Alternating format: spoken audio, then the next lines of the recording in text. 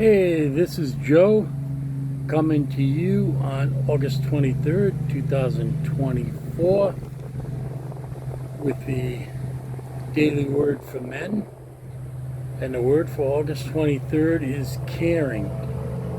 And the biblical quote is, "My children, we should love people not only with words and talk, but by our actions and true caring." If you were to enter the hospital as a patient today, what sort of caretaker would you want looking after you? If you are at home and unable to take care of yourself, who would you want by your side? According to research, people want care that comforts, confirms, and builds relationships. People want friends with them when they are suffering. They also want to know that they matter and that they are important. A lot of people want their mothers when they are hurting. When we consider attributes of mothers and friends, these words come to mind: kind, thoughtful, considerate, loving, gentle, sensitive, and attentive. This defines a caring person. Christ was a caring gentleman.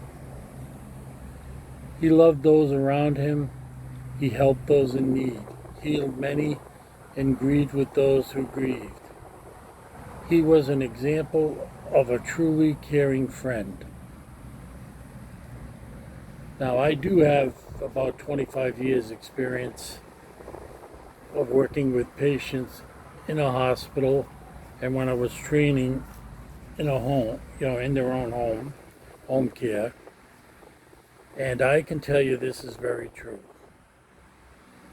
When they leave the hospital, a patient isn't going to say, "Oh boy, did he work those IVs good?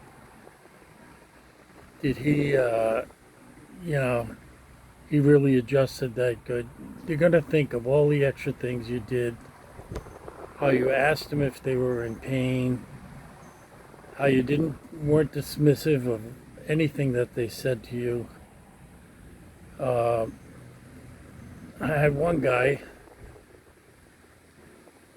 he didn't say anything to me. I said, "Are you okay?" And he started crying. He says, "I can't get my fingers to cut my meal." So I sat and I cut his meal for him.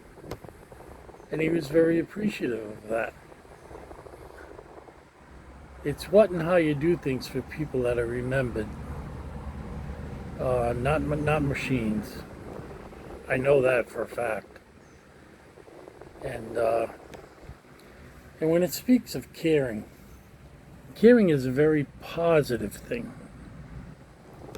I remember a long time ago when I was in college, there was a senator from New York, Daniel Patrick Moynihan, and he talked of benign neglect.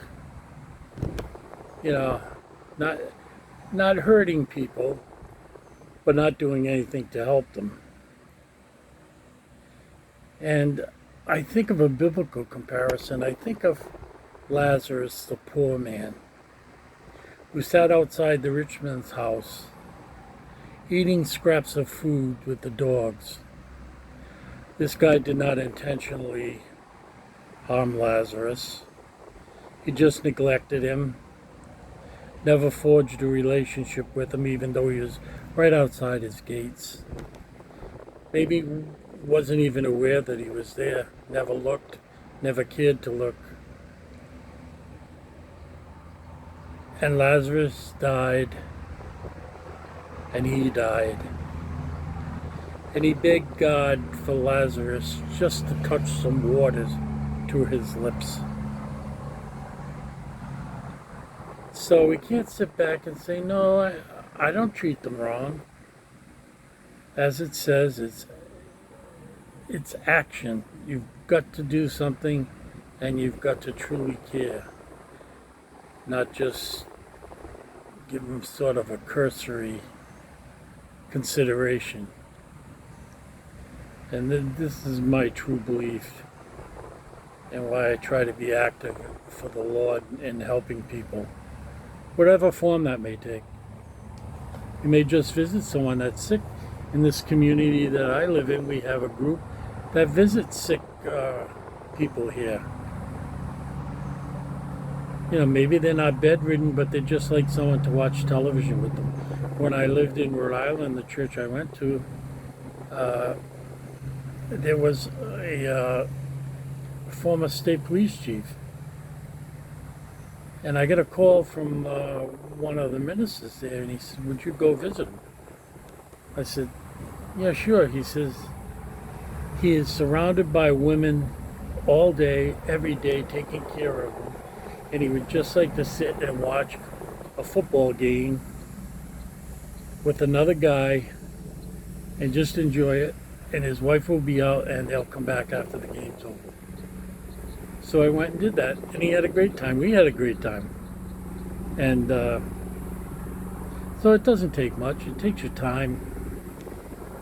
And yeah, there's a lot to think of in this passage. So God bless, have a safe day, and I'll see you tomorrow.